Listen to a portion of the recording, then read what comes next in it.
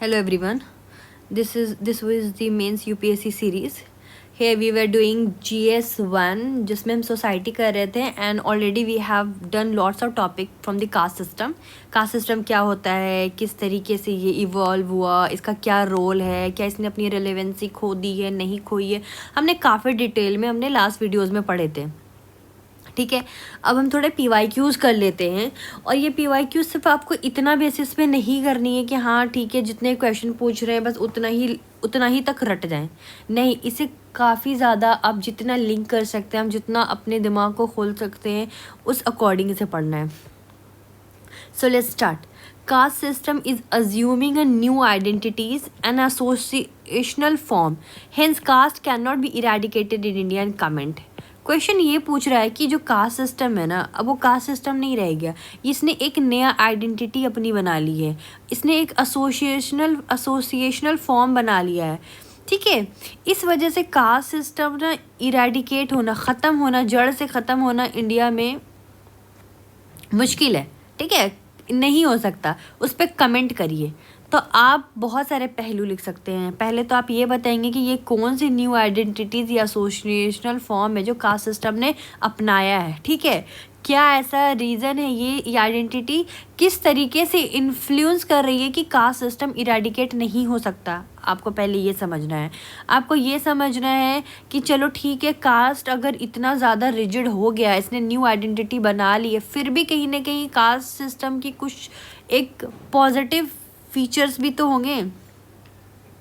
ठीक है, इसके कहीं ना कहीं एक ब्राइट साइड भी होगा. आखिर कास्ट सिस्टम किस तरीके से इरेडिकेट थोड़ा बहुत भी हो रहा है या नहीं हो रहा है. फिर आप इस क्वेश्चन में आप ये भी समझना कि अगर हम इरेडिकेट करेंगे तो क्या फ़ायदा है, और इरेडिकेट नहीं करेंगे तो, और इरेडिकेट कर देंगे तो क्या नुकसान है. तो we will see all aspect. ठीक है, पहले शुरू करते हैं. डिसेंट इंट्रो में आप बताना कास्ट क्या होता है एंड कास्ट की इवोल्यूशन कैसे हुई, which I have already taught you in the last videos. तो अब आते हैं जिसमें आप एक एग्जांपल भी दे सकते हो कि ठीक है, अनटचेबिलिटी के लिए हमारे कॉन्स्टिट्यूशन आर्टिकल 7 में मेंशन किया गया है. और दूसरा आप एक ये भी बता सकते हो कि 95% मैनुअल स्कैवेंजर जो है वो तो ST और SC कम्युनिटी से ही होते हैं. मैंने कितनी बार अपनी वीडियोस में मैनुअल स्कैवेंजर्स के डाटा मेंशन किए हैं, आप वहाँ से देख सकते हो. ठीक है, तो सबसे पहले तो आते हैं कि कास्ट अज्यूम न्यू आइडेंटिटीज़ कैसे, आखिर कैसे. ठीक है, और कास्ट क्या इरेडिकेट होना चाहिए नहीं होना चाहिए. ठीक है, तो इस तरीके से हम इस क्वेश्चन को टैकल करेंगे. न्यू आइडेंटिटीज़, कास्ट कैसे न्यू आइडेंटिटीज़ मतलब अज्यूम कर रहा है. ठीक है, तो सबसे पहले देखते हैं कि उसने किस किस बेसिस पे किस किस बेसिस पे इसने अपनी आइडेंटिटीज़ को अज्यूम किया है. पॉलिटिकल बेसिस पे, इकोनॉमिक बेसिस पे, सोशल बेसिस पे इसने अपनी आइडेंटिटी को एक नया रूप लिया है.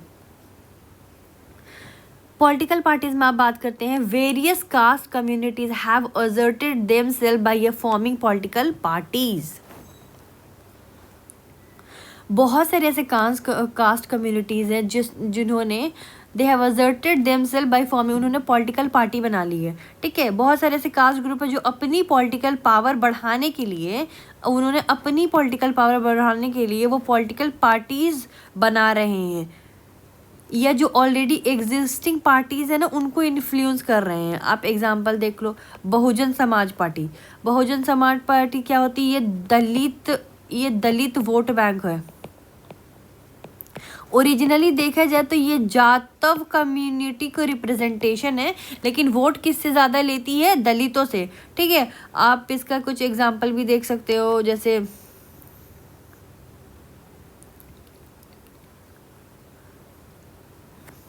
कुछ दूसरा एग्जांपल आप ले सकते हो, लिंगायत डिमांड. ठीक है, लिंगायत डिमांड ये कहाँ का है, कर्नाटका का है. 2018 में, ये 2018 में लिंगायत पीपल जो हैं वो, लिंगायत ग्रुप ने वो सेपरेट रिलीजियस माइनॉरिटी स्टेटस की डिमांड की थी. सेपरेट रिलीजियस माइनॉरिटी स्टेटस की डिमांड की थी. ठीक है, कांग्रेस गवर्नमेंट ने रिकमेंड किया था इस चीज़ को, और सेंटर ने सुना भी था. तो आप इसको पॉलिटिकल आइडेंटिटी में का क्लासिक केस मान सकते हैं एज अ वोट बैंक, ठीक है, इसको मान सकते हैं। दूसरा आता है कापू डिमांड। कापू डिमांड में ये कहाँ है, आंध्र तेलंगाना में। ये कापू कम्युनिटी जो है ना, ये सेकेंड लार्जेस्ट ओबीसी है, लेकिन फिर भी रिजर्वेशन की डिमांड करती है, और अगर रिजर्वेशन नहीं दो तो वायलेंस पे उतर आ जाती है, विच हैज़ डन इन 2016 में गोली वोली चली थी, ठीक है। ये इशू 2024 में अगर देखा जाए तो ये आज भी जिंदा है, ठीक है। पवन कल्याण इन्होंने पार्टी बनाई थी और कापू वोट को टारगेट किया था, कापू कम्युनिटी के वोट को टारगेट किया था। ये चीज़ देख लें आप, ये सारी चीज़ें देख लें। तो यही कह रहा है कि yes I am going very slow, I know this, but अब बहुत ही ध्यान से हर एक बारी की चीज़ को समझिए। यही समझिए कि वेरियस कास्ट कम्युनिटी, बहुत सारी ऐसी कास्ट कम्युनिटीज़ है जो अपनी पॉलिटिकल पावर बढ़ाने के लिए वो क्या करती है, वो पॉलिटिकल पार्टीज़ बना देती है, या जो पॉलिटिकल पार्टीज़ ऑलरेडी बनी हुई रहती है उसको इन्फ्लुएंस करने लगती है। अब जैसे बहुजन समाज पार्टी, ये दलितों की वोट लेने की कोशिश करती है, दलितों को बहका कर, ठीक है। लिंगायत डिमांड, लिंगायत ने खुद को एक माइनॉरिटी स्टेटस मांगी है रिलीजियस, तो कल अगर इनकी पार्टी बनती है तो ये इनको वोट करेगी, उस तरीके से कापू डिमांड, ठीक है। कम्मर रेड्डी भी है, ठीक है। कापू डिमांड में आप मेरे को मैं बता दूँ, इसमें भी मैंने आपको बताया कि आंध्र प्रदेश में एक पवन कल्याण ने पार्टी बनाई थी, जना सेना, पार्टी का नाम था जना सेना, ठीक है। इनका पूरा फोकस था कापू कम्युनिटी से वोट लेने का। So these are the things which is going on, ठीक है। Active protest, demand for ST status, jeopardizing autonomy of a state in deciding the issues, ठीक है। तो आपको डाटा भी डाल सकते हैं यहाँ पर। डाटा ये डाल सकते हो कि इलेक्शन कमीशन डाटा ने बोला कि 2024 लोकसभा के इलेक्शन में 30% जो MP के बैकग्राउंड है ना, वो कास्ट बेस्ड पॉलिटिक्स है, ठीक है। कास्ट बेस्ड पॉलिटिक्स है, वो अपने ही लोगों को इन्फ्लुएंस करके वो वोट लेते हैं, ठीक है। एक और है कर्नाटका 2023 असेंबली इलेक्शन में, एक एग्जांपल आप मेंशन कर सकते हो, 40% जो टिकट है वो कास्ट इक्वेशन पे दी गई थी। कितना बड़ा रोल प्ले कर रहा है। स्कीम भी है, कुछ आई है, कोई डायरेक्ट स्कीम नहीं है, लेकिन national commission for SC ST and OBC जो आया है, ये कॉन्स्टिट्यूशनल बॉडी है, ठीक है, जो कास्ट बेस्ड कंप्लेन को हैंडल करती है। It handle the caste based complain. लेकिन इस कमीशन का होना ही, इस कमीशन का एग्जिस्टेंस ही बताता है कि कास्ट पॉलिटिकल आइडेंटिटी बन चुकी है। कास्ट क्या बन चुका है, एक पॉलिटिकल आइडेंटिटी बन चुकी है, तभी तो ये कमीशन बना। यही बोल रहा है कि जो एक्टिव प्रोटेस्ट है या डिमांड है ST स्टेटस की, ठीक है, जियो पार्टिंग ऑटोनॉमी ऑफ स्टेट के लिए इस डिसाइडिंग यही इशू डिसाइड करती है। सो एक तो आपने ये देख लिया कि किस तरीके से ये अपने आइडेंटिटी बना के और किस तरीके से ये चीज़ खेल कर रहे हैं। आप इनको लिंक कर दिया अपने डाटा से कि हाँ ठीक है, इलेक्शन कमीशन ने ये बोला कि जो 30% लोग हैं कर्नाटका का, अपनी सारी चीज़ें बोली।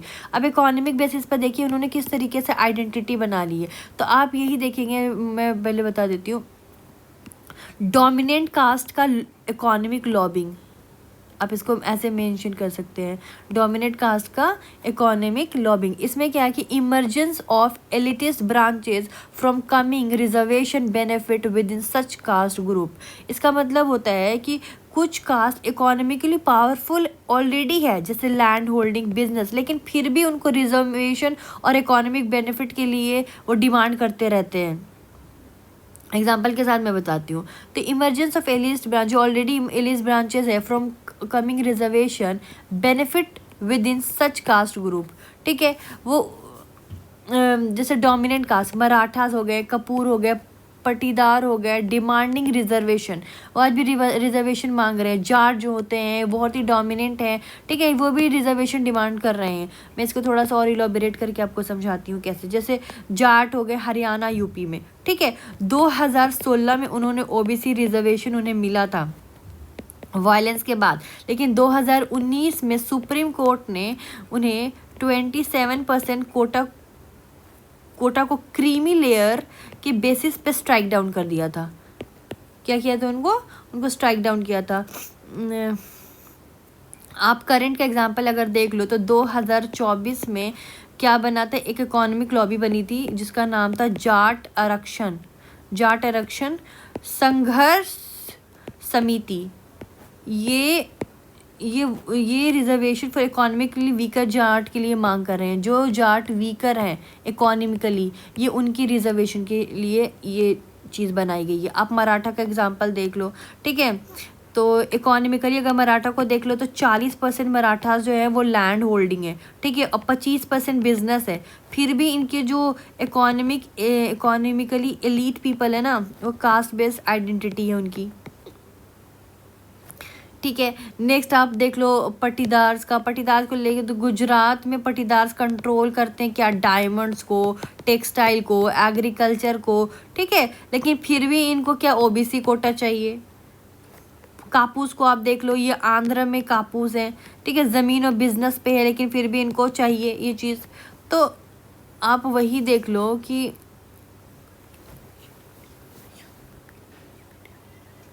ये कास्ट ग्रुप के नाम पे कितना ये चीज़ खाते हैं, ठीक है। दूसरी चीज़ मैं एक और एग्जांपल दे लूँ, जैसे ओबीसी है, अगर ओबीसी को 27% रिजर्वेशन मिले भी हैं तो आखिर जो क्रीमी लेयर है ना, वही इस बेनिफिट को बार बार उठा रहे हैं। और जो आपको वीकर ओबीसी हैं, जैसे एसटी एससी को भी जो रिजर्वेशन मिली है, तो उसमें भी आपको जो क्रीमी है, तो वो within a state, within a caste, within a trust कुछ ही लोग इस चीज़ का बेनिफिट उठा रहे हैं, और मैक्सिमम जो है वो गरीब है, तो और ही गरीब हो रहे हैं। आई होप कि आप समझ में आ गया होगा। कुछ डाटा कुछ स्कीम के साथ मैं आपको और क्लियर करती हूँ।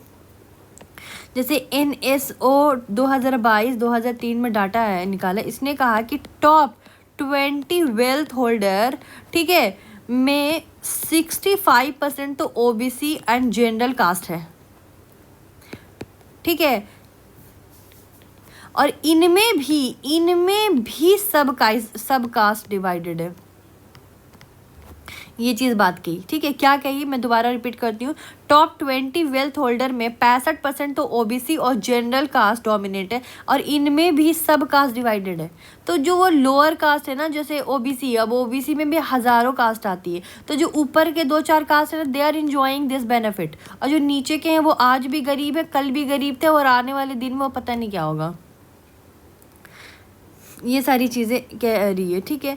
नेक्स्ट देखते हैं सोशली वो किस तरीके से अपने आप को आइडेंटिफाई कर लिया। आप एग्जांपल देख लो, कास्ट मैरिज, डिस्क्रिमिनेशन मुस्लिम और क्रिश्चियन में, जैसे impact of globalisation, industrialisation, urbanisation, technology, intercaste marriage बढ़ रहा है, ठीक है। However still caste group hold power. इतना बढ़ने के बाद भी आज भी कास्ट ग्रुप होल्डर कहीं ना कहीं पावरफुल है सोशली। जैसे आपको मैं एग्जांपल के साथ दिखा लूँ, मान लो कि एग्जांपल देख लो, मैट्रीमोनियल ऐड, शादी.com, भारत मैट्रीमोनी, ठीक है, इसमें ब्राह्मण, राजपूत, जाट, मराठा इसमें लिखा रहता है साफ साफ। तो ये ना सेग्रीगेट करते हैं उनको। ये 2024 में भी यही चीज़ चल रहा था। आप आगे वाले सेग्रीगेट करते हैं इसको ना, ईजिली आइडेंटिफाई कर लेते हैं कि अच्छा हाँ हमें इनके तरफ जाना है। आप एक और एग्जांपल, ये इस चीज़ का एग्जांपल है, even Muslim and Christian observing caste like discrimination which hitherto did not. जो बल्कि मुस्लिम और क्रिश्चियन में ये हिंदू सिस्टम में था caste like structure, it was not mention in the Muslim and Christian. But अगर आप देखेंगे, सच्चर कमेटी आई थी, सच्चर कमेटी 2006 में, उसने बताया कि मुस्लिम में भी कास्ट सिस्टम बट गई है। कैसे? अशरफ जो है वो अपर कास्ट हो गए, अजलफ जो हो गए वो ओबीसी हो गए, और जो अर्जल है वो दलित लाइक डिस्क्रिमिनेशन उनके साथ की जाती है। एक एग्जांपल के साथ मैं बता दूं, 2023 में यूपी का एक विलेज था, ठीक है, एक विलेज में पसमंदा मुस्लिम ये बैकवर्ड थे, ठीक है। इनको क्या किया, इनको मौत से बाहर कर दिया गया था। तो ये डिस्क्रिमिनेशन यहाँ भी शुरू हो गई है। उसी तरीके से आप क्रिश्चियन में भी देख ले, तमिलनाडु एंड केरला में जो दलित क्रिश्चियन है, उनका अलग चर्च है, उनकी हर चीज़ अलग है, ठीक है। इसलिए नेशनल कमीशन फॉर एससी ने 2021 में रिपोर्ट दी थी कि क्रिश्चियन दलित को भी एससी स्टेटस मिलना चाहिए।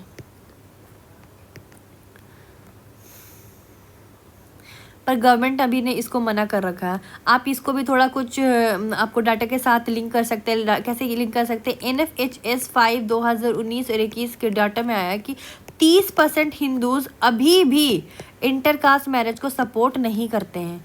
आपको मैं बता दूं 89% तो अभी भी शादी जो होती है वो कास्ट बेसिस पे ही होती है।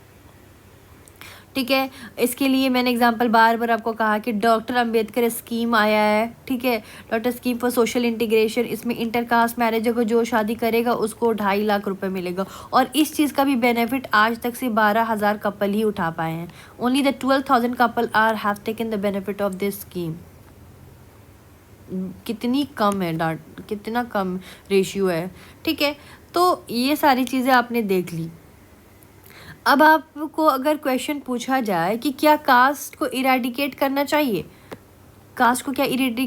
चाहिए, तो इसके दो पहलू होंगे। एक आर्ग्यूमेंट में भी होगा, कभी क्वेश्चन पूछ दे डायरेक्टली। यहाँ पर तो पूछा है आपको कि कास्ट इरेडिकेट नहीं हो रही है, लेकिन अगर कभी ये क्वेश्चन पूछ दे कि क्या कास्ट इरेडिकेट होना चाहिए या नहीं होना चाहिए, तो आप उसके फेवर में भी और आर्ग्यूमेंट दोनों में ही आंसर देंगे। ठीक है, तो पहले ये है कि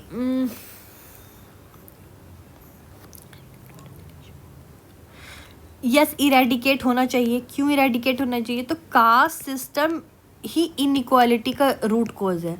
सबसे पहला है कि इनइक्वालिटी का रूट कॉज क्या है? आपको set of social mind caste system है। ठीक है, मैंने बार बार कहा कि अंबेडकर जी ने और गांधी ने कहा था कि पॉलिटिकल डेमोक्रेसी और इकोनॉमिक डेमोक्रेसी तभी प्रेफरेंस में आ सकता है जब सोशल डेमोक्रेसी आए। ठीक है, तो दीज आर द एंड जो न्यू आइडेंटिटीज़ आ रही है कल चल के, जो ये कास्ट बेसिस पे पार्टियाज बन रही हैं, कास्ट बेसिस पे आपको जो डिमांडें बढ़ रहे हैं, जो only creamy layers within a caste, मतलब ऑलरेडी कोई ओबीसी में है और सिर्फ वो कुछ ही लोग इस चीज़ का फ़ायदा उठा रहे हैं और बाकी पिछड़े के तो पिछड़े ही हैं। आप ST SC में भी देखें, आज भी ट्राइबल्स क्या उन ट्राइबलों को लिए रिजर्वेशन नहीं आया है? ऑब्वियसली आया है, बट स्टिल जो ट्राइबल शहर में है ज़्यादातर फ़ायदे वो वही उठा रहे हैं। तो ये न्यू आइडेंटिटीज़ है ना, इस कास्ट सिस्टम को दोबारा रिप्रोड्यूस कर दी है। What does this new identities done? It reproduces the caste system. ठीक है, तो इस पूरे कास्ट सिस्टम को ख़त्म करना चाहिए। पहला पॉइंट तो आप ये लिखेंगे। दूसरा पॉइंट लिखना चाहिए कि यस, कॉन्स्टिट्यूशंस ऑलरेडी बहुत सारा प्रोविज़न लाई है टू इरेडिकेट द कास्ट। कैसे? आर्टिकल 17 आया है, आर्टिकल 15 आया है, आप देखेंगे आर्टिकल 16 आया है। तो these are the system. Third आप क्या लिख सकते हैं? यस, कास्ट वायलेंस आज भी होता है, तो इट मस्ट बी इरेडिकेट। 2024 में आप देख लो, मैंने अभी भी बताया ये मॉस्क वाला आपको एग्जाम्पल। ठीक है, आप NCRB का डाटा निकाल के देख लो, हर एवरी 1 घंटा पे 3 क्राइम होती है अगेंस्ट SC एंड ST, इनके साथ होती है ये सारी चीज़ें। अब इनका इरेडिकेशन क्यों नहीं होना चाहिए? ठीक है, इरेडिकेशन कैसे करेंगे? बाय लॉ, कानून के तहत करेंगे? नहीं हो सकता, क्योंकि देखिए सामाजिक दिमाग में ये कीड़े भर चुके हैं। जब तक समाज इस चीज़ को नहीं हटा सकती, you can not do by the ये क्या बोलते हैं, बाय दी लॉ। हाँ, एजुकेशन आया, इंटर मैरिज आया, इकोनॉमिक इक्वालिटी आई, ये चाहिए। एजुकेशन चाहिए हमें, इंटर मैरिज चाहिए हमें, इकोनॉमिकली इक्वलिटी चाहिए।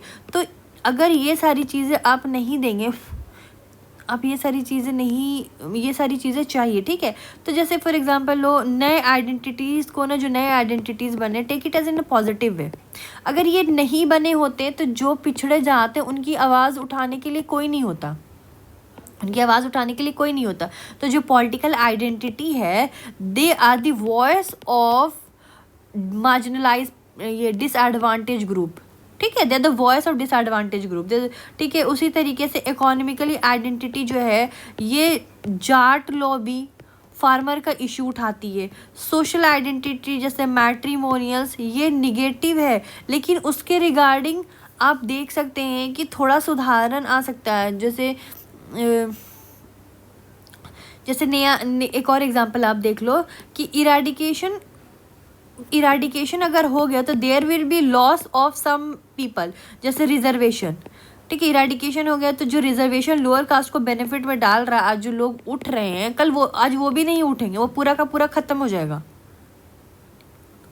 ठीक है, 2024 में आप एग्जांपल डाल सकते हो कि सुप्रीम कोर्ट ने कहा कि caste is a reality, caste is a reality, we can not abolish it by a judicial order.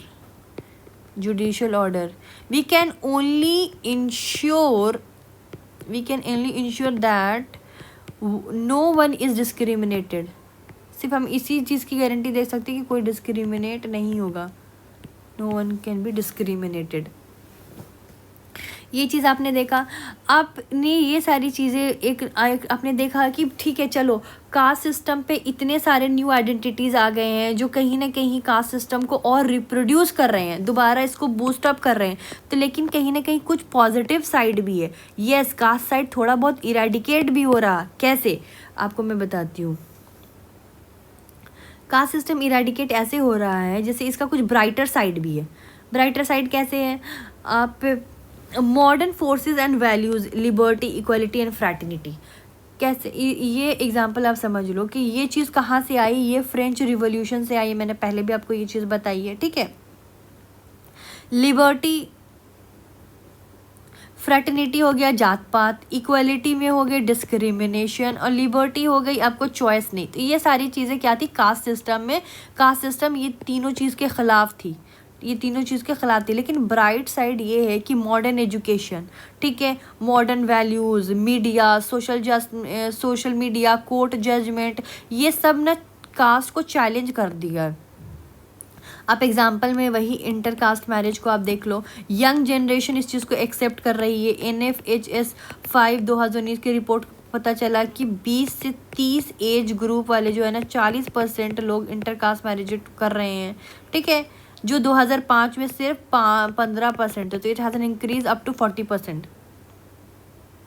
ठीक है, लव जिहाद जो आ रहा है, ठीक है, लव जिहाद लॉज के अगेंस्ट अगर सुप्रीम कोर्ट ने कहा 2024 में कि अडल्ट की मर्जी से ऊपर कुछ भी नहीं है, अडल्ट की मर्जी से ऊपर कुछ नहीं, ना कास्ट है ना रिलीजन है, किसी की इंटरफेरेंस नहीं होनी चाहिए। It's an liberty and equality का एग्जांपल है। You can mention this example of liberty and equality. मैंने बार बार वही कहा, दोबारा आप ये स्कीम डाल सकते हो, Ambedkar scheme for the social integration, 2.5 lakh रुपए वाला। ठीक है, नेक्स्ट आते हैं अफर्मेटिव स्टेप्स। सरकार ने कुछ अफर्मेटिव स्टेप ली है। फर्स्ट ट्राइबल वुमेन प्रेसिडेंट, ठीक है, इसका मैं एग्जांपल बता देती हूँ।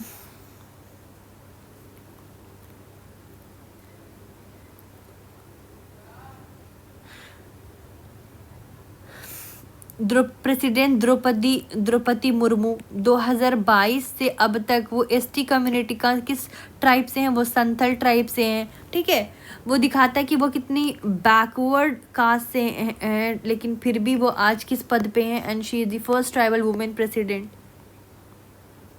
आप एक और एग्जांपल डाल सकते हो। आपको रिजर्वेशन इन प्रेसिडेंट 2024 में SC एंड ST सीट में 84 तो SC और 47 ST हैं। ठीक है, तो these are the bright side which is representing कि नहीं, ठीक है, कास्ट सिस्टम अभी भी थोड़ा बहुत इरेडिकेट हुआ है। मैं आपको ये बता दूं, क्या बोलते हैं, मैंने पहले भी एग्जांपल में बताया, पोस्ट मैट्रिक स्कॉलरशिप मिली SC एंड ST को। ठीक है, जिसमें 2024-2025 बजट में 12,000 करोड़ एलोकेट किया गया है। ठीक है, इससे 40 लाख प्लस स्टूडेंट बेनिफिट ले रहे हैं इस चीज़ का। Women emancipation, up village renamed. ठीक है, अप विलेज रीनेम्ड, इसमें आप देख सकते हैं कि क्या बोलते हैं, जैसे उत्तर प्रदेश की विलेज में वुमेन इमेंसिपेशन हुआ। इसका आप एग्जांपल दे सकते हैं, महिला सशक्तिकरण।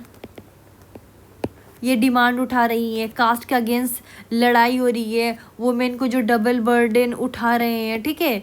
एक तो एक वो जैसे उन्होंने आवाज़ उठा रही वुमेन के ख़िलाफ़ कि वुमेन के साथ कितना बुरा होता है, वुमेन डबल बर्डन उठाती हैं। एक तो उनको कास्ट डिस्क्रिमिनेशन की जाती है, ऊपर से उन्हें जेंडर डिस्क्रिमिनेशन की जाती है कि यार वुमेन है, ये क्या ही करेगी अपनी ज़िंदगी में, ठीक है। तो ये इनको ना पॉवर्टी की तरफ खींचता है इस चीज़ को। आप इसको पॉवर्टी की तरफ भी इसको लिंक कर सकते हैं कभी अगर पॉवर्टी में भी ये चीज़ पूछती तो these are the all linkage thing. आप जितना इस चीज़ को पढ़ेंगे समझेंगे आपको उतना समझ में आएगा, ठीक है। कुछ करंट एग्जांपल मैं बता देती हूँ कि यूपी में दलित वुमेन 2024 में बुंदेलखंड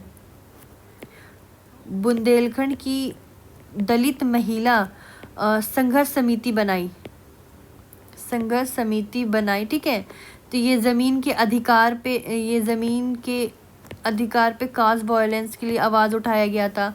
किस थ्रू? दलित महिला संघर्ष समिति, ठीक है।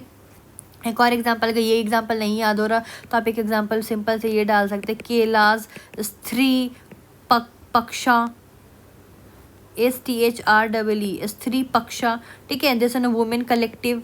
इसमें आपको 2024 में SC एंड ST वुमेन के लिए सेपरेट हाउस स्कीम की डिमांड की गई,